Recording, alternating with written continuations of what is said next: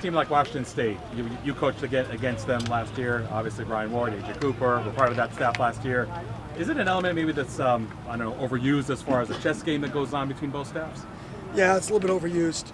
I mean, in reality, 80%, 70% of football is similar. You're going to play types of thirds. How you play thirds and how you adjust may be a little bit different, right? How you play your ends may be a little bit different. So football's football. It's how you call it and how you teach the fundamentals and how hard your kids play is what makes plays good and what makes things good. Do you run it right? Do you play hard? Do you play through the whistle? And then obviously, really good schemes should affect 5 to 10 plays a game, and that's timely play calling and timely stuff like that. But the majority of a game is all the other stuff. And on that note, is their defense this year different because Brian Ward is not there? Yeah, I mean, a little bit. I would say, some philosophies with how you play certain players. I don't want to get too much into the details, but change based off just philosophy of gap sound versus aggressive. So I think everybody has a different philosophy on how they want to be good on defense. Do you use the example that you told us yesterday about the buses to the team? Oh yeah. That was I put it up on the board in our team meeting. I took photos. I'm the last person off the team plane.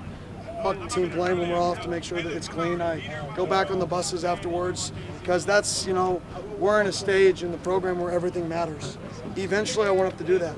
Eventually, that's just going to take care of itself. I know the buses are going to be clean.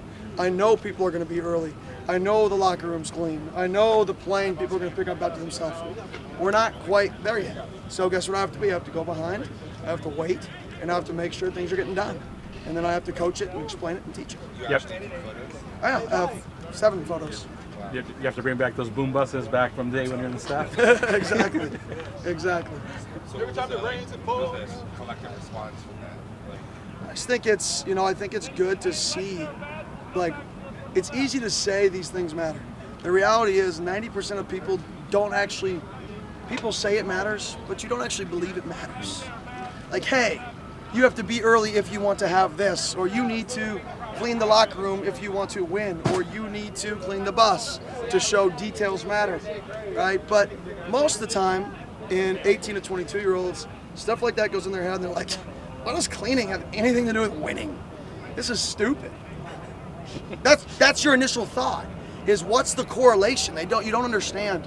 And when you have a moment in a game like that in year one where you can say, look, this group was just praised for doing this little item, and they just played probably the best defensive game of football in the last, since I can remember at Arizona State. I can't remember a better defensive performance.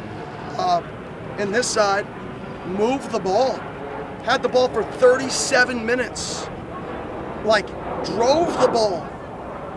But every drive, one thing knocked us off course. What's the difference? And you may not think that this matters, but this is everything. And so I think when you have those moments in year one to show, right, that there is a correlation, I think you have to capitalize on it because, the 0 kids were on the list yesterday. For anything academic, anything for practice, 0 people. And I said, if we can do that for 5 more days, I feel really, really confident about Saturday. People look at quarterbacks as leaders naturally. The fact that you have a quarterback competition at the outset of the year, do you think that was a factor in just not having a rally guy behind to some degree? Yeah, I think certain leaders lead different ways. So, everybody leads. Some people lead through example, some people lead vocally, some people lead through emotion. So I think there's different types of leadership. I think the defense has a few more just natural born, leaders, that kind of the alphas. And offense, I think we got a few guys, but it's not the same leadership. So we're going to do some things. We're going to split up the buses from now on to try to mix up some of the leaderships on our team a little bit, just to get a little bit more of that raw emotional leadership that the defense kind of has. We have some leadership with Joey's and Trenton's of really poised, calm, collected leaders, but I really think we need some emotional leadership and some passionate leadership, and the defense really has a plethora of that. So I think just mixing up little things like buses and to just build the team and share leadership and share growth. And Coach, when you talk about obviously building your program and building off performances, like you said about the defense, how can that help stack the next block after a performance like that from the defense? Yeah, it was a series of really good moments, but like I told them, I just broke it down to the team and I said, listen, we played really great on defense. We played bad on special teams. We played bad on offense, right? And was there a play that anybody on this team could have done better? And if there was, then that play could have won the game. We're one team at the end of the day, right? We practice hard. We actually practice with a defensive mentality. Most offensive people cut things to 15 periods right now. You want to keep your legs as fresh as possible. You don't hit, you don't tackle, you don't do anything that correlates to winning defense, in my opinion, right? We're still practicing because that's how you have to play good defense. So I think it's a team. We're in it together. And it doesn't matter if the defense plays great, if the offense plays poor. It comes down to one moment, one play. Either side of the ball, myself could have done one thing better. I could have prepared us better for the game, for, oh crap moments with injuries and people going down.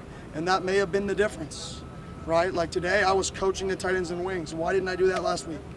Why didn't I take the emphasis to coach that position like I'm doing it now, right? And that's something that I'm learning from and growing from, and I got to be better so those situations don't happen. You had a fight, 2 Sunday. What field goal? How did that look? Yeah, it looked good. Fight's a big dude. We have 4 defensive guys now working on that unit, which, like I said, I've never really had that. I've had like maybe one big defensive end be a wing, but I've never had a guy as the internal guy, but that is what it is. We can either say, oh, this has never been done, or we can do something that's going to help us win, and we have to do that. And what I love is those guys didn't complain. I said in a team meeting, I said, I don't know who we're going to use, but we need you. And CJ comes over as a freshman who's playing a lot of minutes, doing a really good job, stands there, and he's in the most thankless position. He's getting run over, right? It's pretty good to have a freshman have that mindset to be in it for the team. Coach, although they have not converted into points, you still had your highest rushing total of the season last game against Washington. How do you continue that success, and how does that open up the offense? Yeah, I think, it's just structurally how you want to run an offense. I've never been, that style of play is different for me. Cut splits, quick motions, under center, that's not really been my background. It's something I obviously study because I like to know trends, and that's a trendy thing in the NFL right now is this style of play. It's almost like going back to the double wing and the wing T offense where everybody's tight, cut splits, underneath the counter, speed sweeps, tosses opposite, play action waggles, right? So it's funny because football, it all comes full circle. And you went from, wing T, double wing. People said, oh, this isn't fun anymore. Spread, move everything out, right? Throw it around. And now the highest level is moving back to a fancier way to run something that was run 70, 80 years ago. So it's just, it's just kind of funny how football works, but it's misdirection. And that's how you create good numbers and leverage in the run game. Sometimes you may not always have the best numbers, but you're going to have leverages and confusion. So it's a lot more built off of creating bad eyes than it's built off of truly winning one-on-ones. So a little bit different of a philosophy. So we're going to mix in both because you can't just do that every week. We've never done that. If you've never prepared for that, you should have some success. And now teams saw it on tape. So if we just think we're going to repeat, right, we're in for a world of hurt if we just think we're going to copy and paste all that stuff and have success this week. On that aspect of creating the spread offense, I know he since passed, rest in peace, but Mike Leach, who spent a large tenure in his career at Washington State. How do you think he's just shaped the air raid offense? Oh, he's a revolutionary. One of my favorite quotes is, how is running the ball 50% of the time balanced, right? He's handing the ball to one guy. There's 4 other eligibles. That's the most unbalanced thing you can do. So the fact that he was so open to ideas, he wasn't stuck in one way to do things. There was a time at Texas Tech that he lined up with his tackles lined up out wide because he didn't feel like he had enough O-linemen to compete. So he moved them out wide and ran his entire offense from basically, some people, whatever you want to call that formation, right? Tackles out wide, 3 O-linemen. So he was a revolutionary to the game of football, in my opinion. And RIP, he was a great person, hilarious in interviews. He was just a one-of-a-kind person.